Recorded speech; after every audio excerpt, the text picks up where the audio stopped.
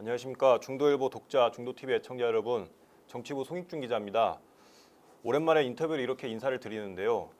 오늘은 더불어민주당 최고위원직에 도전하신 서른 국회의원 모시고 이야기 나눠보겠습니다. 안녕하세요, 의원님. 네, 안녕하세요. 반갑습니다. 네, 이렇게 또 처음 뵙게 되는데 영광입니다. 저도 반갑습니다. 무더위에 바쁜 일정 소화하고 계신데 어떻게 좀 괜찮으신지 궁금합니다. 예, 저는 기쁜 마음으로 즐기면서 지금 우리 랠리를 하고 있습니다. 전당대회를 계속하고 있는데 어제는 광주, 전남, 전북 지역을 돌았고 오늘 여기 대전, 충청 지역에서 하게 되는데 아주 열심히 잘하고 있습니다. 현재 지역구는 부천이시고 고향은 마산으로 알고 있습니다. 예. 저희 대전 또는 충청과는 특별한 인연이 있으신지. 대전, 충청하고는 인연이라기보다도 제가 좋아하는 이 지역이죠. 흔히 충청도 양반이라고 그러지 않습니까? 그 말이 별로 안 틀리다는 걸 내가 경험으로 통해서 알고 있습니다. 한 분 한 분이 다 점잖고 그리고 바르고 필요하면은 또 강하게 이게 자기 이 열정을 발휘하는 이런 특성들을 갖고 계신 것 같아요. 그래서 이게 제일 호감이 가는 지역 중에 한 지역이 여기 아닐까 싶은 생각이 듭니다. 말 그대로 충청도 양반입니다. 지역구 분들이 이 방송을 보시면 좀 섭섭해 하실 수도 있을 것 같습니다. 그렇다면 본격적인 이야기하기 앞서 우리 또 민주당 전당대회 얘기를 하지 않을 수 없네요. 간단한 출마의 변 말씀해 주신다면 뭐가 있을까요? 오늘 이 중도일보, 중도TV에서 이 대전 충청 지역 우리 당원 그리고 시민들에게 인사를 하게 돼서 참 영광스럽게 생각하기도 하고 기쁜 마음입니다. 우리 당은 지금 지난번 6.13 지방선거에서 대승한 이후로 국민의 사랑을 담뿍 받고 있는데 이 사랑이 식지 않도록 계속 이어져서 국민과 함께 국민의 사랑 속에서 민주당이 가기를 기대를 하고 있습니다. 그래서 이번 전당대회에서 좋은 대표 또 좋은 지도부가 만들어져서 민주당을 여당으로서 국민 사랑 속에서 성장하는 여당이 되고 싶은데 저도 그걸 일조하기 위해서 이번 지도부에 나왔습니다. 그래서 좋은 민주당을 만들어서 국민의 사랑을 받는 이런 당으로 만드는데 애를 쓰겠습니다. 많이 지도해 주시면 고맙겠습니다. 지금 당내에서는 거의 지금 4선으로 중진이시면서 또 거의 고참급 선배지 않습니까? 그런데 이번에 대표가 아닌 최고위원으로 출마를 해서 좀 많은 분들이 좀 궁금해하시는 것도 있는데 굳이 이번에 최고위원직에 도전하신 특별한 이유가 있으신지? 네, 원래 저는 대표를 희망했었죠. 그래서 대표 도전을 하기 위해서 여러 사람하고도 상의를 하고 그리고 지원도 요청하고 그랬는데 우리 조건이 그렇게 맞지를 않았습니다. 그래서 지부에 들어가게 된다면은 내가 하고자 하는 목표가 거의 가까이 다가가겠구나 이런 이제 판단을 했고 그래서 대표가 아니더라도 최고위원으로라도 이 당 지부에 들어가면은 되겠다 이런 판단을 하고 최고위원에 지금 출마를 했는데 좋은 판단이었다고 생각합니다. 결과적으로. 그래서 최고위원으로서 당선되어서 당의 지도부를 구성해서 아까 말씀드린 민주당을 좋은 당으로 만드는 데 일조하고자 합니다. 어제도 그렇고 그동안의 그 연설을 쭉 보니까 그 남북관계 정상화로 경제를 살리는 데 주력하겠다. 그렇게 매번 강조를 하시고 계신데 과연 구체적 방안이 뭘까요? 네. 사실은 제가 최고위원 또는 대표를 하고자 했던 목표가 바로 지금 지적하신 그런 부분이었습니다. 왜 그런 거 하니 우리 경제가 지금 굉장히 힘듭니다. 이 활로가 분명히 있거든요. 활로는 거의 국민들이 다 알아요. 북쪽으로 진출하면 이게 한국 경제가 활로가 터진다.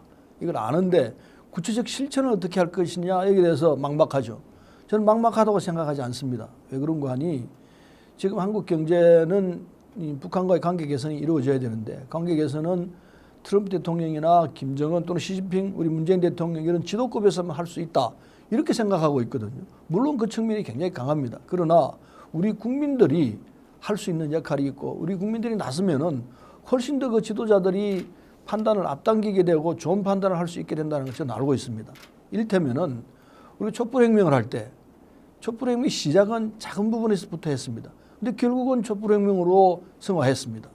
또 과거에 우리가 IMF 외환위기를 겪을 때 금모으기 운동을 했습니다. 전 세계에 유례가 없는 부분이었습니다. 그런데 금모으기 운동을 해서 전 세계 시민들을 감동시켰어요. 우리 국민은 물론이고. 그래서 IMF 외환위기 극복하는데 3년 걸릴 걸 1년 반 만에 했습니다. 전 세계 시민들이 도와줬죠. 아, 한국민들은 이게 우리가 돈을 꿔줘도 되겠구나. 이런 판단이 들었었던 건데 지금 이 국민에서도 트럼프 대통령이나 또는 세계 시민들 유엔을 감동시킬 일을 우리가 해낸다면은 남북관계 개선에 훨씬 더 획기적인 방법이 나온다 생각합니다. 예를 들면은 전 국민이 나서서 남북관계를 터야 된다. 남북의 경제 활성화를 해야 된다. 이걸 주장하고 감동을 시키면은 트럼프 대통령이 한국은 좀 다르구나. 우리가 굳이 개입하지 않더라도 한국민들 스스로 이게 문제를 해결하겠구나. 또는 미국의 경제적 이익에 또는 정치적 이익에 아무 지장 없이 남북관계가 비핵화 문제가 풀어지겠구나. 이런 생각을 하고 트럼프 대통령이 감동할 수 있게끔 우리가 액션을 취해야 합니다. 뭐냐? 국민운동을 벌려야 한다 생각해요. 여기에는 여야가 있을 수 없거든요. 다 똑같이 우리 할로를 찾으려면은 경제 활성화가 돼야 된다. 이 생각은 거의 같으니까요. 왜냐하면은 과거에 개성공단에서 근로자들에게 북한 근로자들에게 월 7만 원 줬습니다. 뭐 조급파이고 점심이고 이게 다 합쳐서 월 인건비로 들어가는 비용이 한 12만 원 됐다고 그럽니다. 상상할 수 있습니까? 그리고 북한은 지대가 제로입니다. 우리는 공단 만들려면 평당 몇백만 원씩 줘야 합니다. 우리 말 잘 통하죠. 그쪽 분들이 또 부지런해요. 노조도 없어요. 이런 조건들을 갖추고 있기 때문에 우리 중소기업들이 진출하기만, 대기업도 마찬가지입니다. 진출하기만 하면은 굉장한 이 조건들이 좋죠. 그래서 한국 경제가 활로가 나올 수 있습니다. 개성공단 같은 걸 10개, 100개, 200개 만든다면은 우리 경제 금방 살아날 수 있어요. 국민들이 이걸 알아요. 아는데 구체적으로 어떻게 할 거냐 하는데 막막하니까 안 됐던 건데 그 구체적인 방안이 세계 시민을 감동시켜야 됩니다. 트럼프 대통령을 감동시켜야 되죠. 그 감동시키게 되면은 김정은 위원장도 함께 갈 수 있으리라 생각합니다. 이를테면은 트럼프 힘내라, 김정은 힘내라 이러면서 국민들이 옹호를 하면은 자연스럽게 일이 된다고 생각합니다. 아니 왜 쿠알라룸푸르에서 만납니까? 아니 왜 싱가포르에서 만납니까? 아니 여기 서울에서도 만나고 워싱턴에서도 만나고 평양에서도 만나고 계속 만나게 되면은 조금씩이라도 진전이 있을 것 아니겠습니까? 그걸 우리 국민들이 만나라 이렇게 해낸다면은 이렇게 된다고 생각해요. 이 우리 문제입니다. 우리 문제이기 때문에 미국이 지금 이 중국이 이 북한과 관계를 더 나가지만은 결국 우리 문제를 우리는 지켜만 보고 있는 꼴이 되는 거예요. 우리 문제를 우리가 해결하겠다. 최소한 우리는 의지가 이렇게 있다. 이걸 보여주는 뭐가 있어야 한다 생각합니다. 국민운동을 벌려나가야 돼요. 그래서 미국이나 전 세계 시민들이 이 문제는 한국에게 맡겨놓아도 되겠구나. 이렇게 생각하고 문재인 대통령이 앞장서서 이 문제를 풀어나가면은 저는 충분히 해결된다 생각하고 비핵화 문제도 자연스럽게 해결될 수 있으리라 생각합니다. 그래서 소위 운전대를 우리 대한민국이 지게끔 문재인 대통령이 지고 나가게끔 하면은 트럼프 대통령이 걱정할 필요 없이 비핵화 문제가 함께 정리되는 이런 방안을 찾아낼 거라 생각합니다. 그래서 국민운동이 필요합니다. 저는 그 국민운동을 하기 위해서 사실은 대표에 나가려고 그랬던 것이고 당 지휘부에 들어가려고 했습니다. 국회의원으로서는 이미 할 수가 없습니다. 이 일이 성공되면은 과거에 금모으기 운동으로 성공했듯이 또는 촛불혁명을 성공했듯이 남북관계 활성화도 이게 반드시 된다 생각합니다. 저는 그걸 하고 싶어요. 그건 국민 모두가 바라는 바인데 저랑 합쳐서 우리 당원들이 함께 먼저 시작하면은 이건 전국민적 운동을 번져서 세계 시민들을 감화시키고 트럼프 대통령을 감화시켜서 운전대를 한국에 줘야 되겠구나.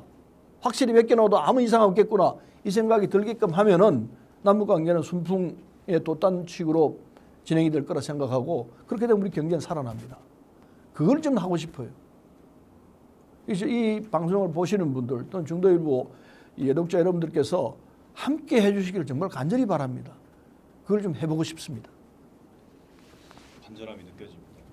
예, 저는 그게 가능하고 해야만이 우리 경제가 생각하고 있습니다. 평화는 물론이죠.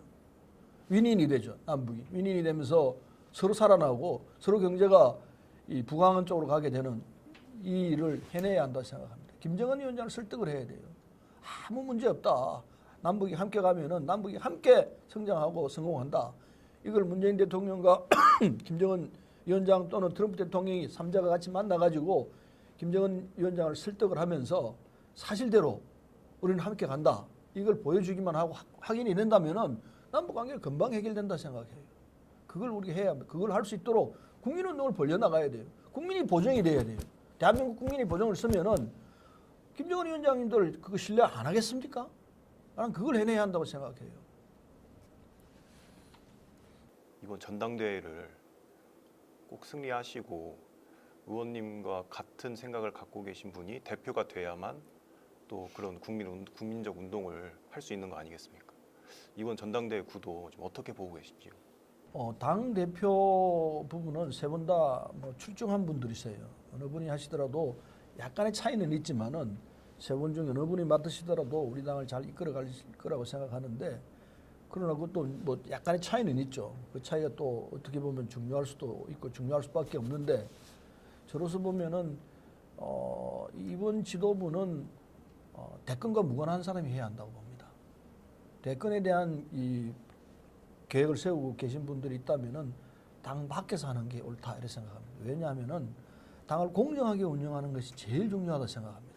당을 공정하게 운영한다는 것은 내 중심으로 판을 짜는 것이 아니고 당 중심으로 판을 짜는 이런 결단이 있어야 합니다. 이게 참 쉽지가 않습니다. 역대 당 대표들을 보면은 거의 다 자기 정치를 해왔습니다. 이를테면 대권을 가기 위한 발판으로 생각한다든지 이런 게 그 나쁘다는 건 절대 아닙니다. 당 대권을 하려는 분들은 반드시 있어야 되고 당이 또 그걸 육성을 해야 합니다. 키워나가야 합니다. 그러나 당 대표라는 직함하고 대권 후보라는 직함하고는 같이 가서는 안 돼요. 당권 대권 분리하는 이유가 그겁니다. 당은 공정하게 운영이 돼야 되고 대권을 가시는 분은 당 밖에서 세력을 키워나가서 하는 것이 옳다. 그래야 당이 공정하게 운영된다. 당을 공정하게 운영하는 것이 대권보다 훨씬 더 중요할 수도 있다. 이런 판단입니다. 뭐 같이 갈 수도 있습니다만은 그래서 이번 이 전당대회에서는 대권과 관심이 없는 분, 표현이 좀 이상합니다만 대권하고 상관이 없는 분이 하시는 게 옳다고 저는 그렇게 봅니다. 그런 입장에서는 뭐 세 분 중에 어느 분인지 좀 더 지켜보고 말씀드리겠습니다. 제 개인적 생각으로는 지금 총선 불출마를 선언한 이해찬 후보님이 문득 떠오르는데요. 네. 근데 이해찬 후보가 저는 이 불출마를 선언할 줄은 사실은 터놓고 얘기하면 그런 얘기를 저한테 한번 하시더라고요. 사석에 같이 식사를 하면서 이랬는데 내가 그래서 형 그런 소리 하지 마시오. 당내 중진이 있어야 될 것 아니요. 아예 내 안 들은 거로 할 테니까 아예 그 딴 데 가서 그 소리 하지 마시오. 그렇게까지 얘기를 했는데 근데 공개적으로 그 얘기를 하시더라고요. 결심이 이제 굳다는 걸 보여주는데 사실은 자세는 그래야 될 것 아닌가 하는 생각이에요. 자기를 버리면서 자기를 내려놓으면서 당을 이끌어 가겠다는 자세를 보이는 게 그게 바람직한 건데 저는 그럴 용기는 또 없어요. 좀 부럽더라고요. 와 저렇게 해야 되는데 하는 생각을 했는데 근데 이제 그런 자세를 갖고 있으니까 얼마나 큰 각오인지는 뭐 그 뒤로는 못 물어봤습니다만 어쨌든 자세는 그래야 되는 거 아닌가 하는 생각을 합니다. 그런 자세가 선당후사라고 할 수 있죠. 그렇습니다. 선당후사인데 특히 당 대표는 선당후사 해야 합니다. 그렇지 않고 자기 정치하겠다 하면 당이 왜곡돼요. 자기 세력으로 중심으로 가면 그 세력권 밖에 있는 수많은 훨씬 더 많은 당원들이 있는데 이분들 자연스럽게 이 세력에 소외돼요. 그럼 다른 직함이라든지 또는 공천 등등에서 밖으로 밀려날 가능성이 있죠. 그럼 공정성을 잃게 됩니다. 그래서 대권 당권 분리해 놓는 거죠. 그래서 이 자기를 내려놓고 오로지 당을 먼저 생각하는 선당 후사가 당 대표로서는 제일 조건이라 생각합니다. 요새 또 이제 얼마 전당대회가 남지 않으면서 좀 경쟁이 좀 과열되는 게 아니냐라는 우려도 좀 나오고 있습니다. 저는 그렇게는 안 보는데요. 당이 지금 역대 어느 전당대회보다도 현재까지는 원만하게 진행되고 있습니다. 서로 경쟁하는 관계이기 때문에 약간 공격적으로 나올 수도 있습니다. 그 정도까지도 안 하면 미빈돼서 안 되죠. 여기 지금 이 정도 수준이면은 서로 상대방을 존중하고 배려하면서 하는 선거라고 봐서 아주 우수한 사례에 들 거 아닌가 하는 생각을 합니다. 최고위원 얘기를 좀 해보죠, 의원님. 지금 8분이 도전하셨죠? 예, 8분. 그중에 5분이 되는데 지금 최고위원 경쟁 구도는 좀 어떻습니까? 뭐 적절하다고 보죠. 8분 조금 더 나왔어도 되는데 왜냐하면 이제 컷오프가 있었으니까 8분만 나왔기 때문에 컷오프 없이 자연스럽게 본선에 바로 나왔는데 8분 다 뭐 대표를 하시더라도 해낼 분들이라고 생각합니다. 그런데 이제 엄정하게 또 선택을 할 거이니까 우리 대의원과 그 당원과 국민들이 이제 선택을 하시리라고 보죠. 지금 뭐 조금 있다가 또 저희 대전, 세종, 충남 또 시도당 대의원대에 참석하시는데 거기 가서 어떤 이야기들을 하실 건지 조금만 말씀해 주실 수 없을까요? 아까 말씀드린 그 부분을 얘기할 텐데 근데 사실 이게 5분이에요. 5분이라서 이걸 어떻게 전달하나 굉장히 고민입니다. 사실은 그 얘기를 풀어가는데도 10분 이상 걸리거든요. 그래야 이해를 하고 대의원들이 저게 저 얘기구나 맞구나 이렇게 동의를 받을 수 있는데 이 일 자체가 그 사안 자체가 설명을 안 하면은 이해하기가 쉽지가 않아요. 새로운 얘기라서 저는 처음 듣는 얘기고 얘기를 들어보면 저게 맞다 생각이 드는데 5분 가지고는 도저히 설명할 수가 없습니다. 그래서 제가 참 곤혹스러운데 어쨌든 그걸 전달을 해야 되는데 전달하는 방법 매체 오늘 이 매체는 참 고맙습니다. 이걸 이제 얼마나 많은 분들이 이제 이 제 말과 전달이 될지는 모르겠습니다만 어쨌든 매체를 통해서 이게 된다는 것은 저로서는 행운이고 그리고 감사하기 이를 데가 없습니다.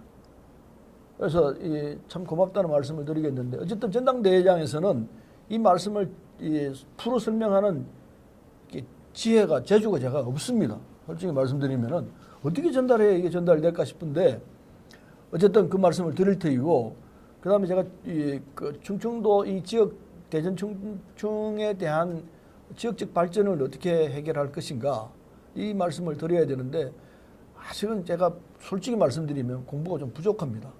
그래서 제가 지도부에 들어가게 되면은 이쪽 지역을 구체적으로 개발시키고 발전시킬 구체적 상황을 가지고 공부를 좀 해서 정말 이 지역 지도자들하고 지방의회 또는 저 대전시장님, 충남지사님, 충북지사님 등등하고 같이 만나서 이 충청 지역의 발전을 위한 방안들을 구체적으로 좀 논의하면서 해법을 찾아내는 일에 열심히 할 생각입니다. 마지막으로 지금 사법농단이 정치권뿐만 아니라 중앙 이슈를 지금 덮고 있는데 의원님께서도 많은 좀 비판의 목소리를 해오신 걸로 알고 있습니다. 지금 뭐 공개된 미공개 문건들이 있다고 하는데 어떻게 보셨는지? 파일이 410개 이렇게 된다고 그러는데 정말 이거 너무 심해요. 아무리 이게 권력을 따라가고 어쩌고 한다고 하지만은 그래도 우리가 삼권 분립 국가 아닙니까? 민주주의를 외치고 있는 국가인데 그 사법부에서 수장이라는 분 그리고 그 수장급에 속하는 분들이 이게 삼권 분립 기본부터 무시하면서 이런 짓을 벌이고 있다라는 게 이게 정말 부끄럽기 짝이 없고 도저히 용납을 못할 일이죠. 삼권 분립 그 시작 자체를 흐트러뜨리고 헌법 질서를 완전히 깨부수는 거 아닌가 하는 생각이 들어요. 그래서 이 부분에 대해서는 철저하게 조사를 해서 그리고 응징할 부분은 응징을 해야 진정한 사법 독립이 이루어지는 거지. 지금 진행된 이 양승태 전 대법원장이 저질른 이런 그 작태에 대해서는 정말 용납하기 힘들어요. 전 국민적인 응징이 있어야 한다 생각하고 이거는 다음에 후대 이 기감을 만들어야 된다. 절대 이러면 안 된다. 정말 사법 독립이 뭔지, 상권 분립이 뭔지 똑똑히 보여주는 이런 조치를 취해야 될 거 아닌가 이런 생각을 하고 있습니다. 마지막으로 이번 최고위원 출마에 대한 각오와 저희 중도일보 독자 그리고 저희 대전 충청 지역민들에게 한마디 해주십시오. 말씀드린 대로 이 중도일보 측에서 중도TV에서 저를 초청해서 이렇게 대담할 수 있는 기회를 주신 중도일보 사장님이야 또 편집국 국장님, 간부님들께 고맙다고 인사를 드립니다. 정말 고맙습니다. 진심으로 고맙습니다. 그리고 앞으로 이 충청 지역의 발전을 위해서 제 나름대로 헌신을 할 예정입니다. 무엇보다도 그걸 하기 위해서 제가 지도부에 들어가야 할 것 같습니다. 저를 꼭 지도부의 일원으로 만들어 주시고 그렇게 되면은 말씀드린 대로 한국 경제를 살려내는 활로를 찾는 일 이걸 꼭 해내고 싶습니다. 그래야만이 우리 경제도 살고 한반도의 평화도 오고 남북 통일에 대한 징검다리를 놓는 이 작업도 가능할 거라 생각합니다. 저를 지휘부에 꼭 좀 보내주십시오. 우리 대전 충청 지역 시청자 여러분 그리고 우리 당을 사랑하는 시민 여러분 부탁드리고 싶습니다. 꼭 이 좋은 일을 함께 할 수 있도록 저를 지원해 주십시오. 간절히 부탁드립니다. 네, 오늘은 더불어민주당 최고위원 후보이신 서른 국회의원님 모시고 이야기 나눠보았습니다. 오늘 25일 치러지는 더불어민주당 전당대회에 많은 관심 가져주시길 부탁드리며 오늘 인터뷰 이만 마치도록 하겠습니다. 자, 감사합니다. 고맙습니다.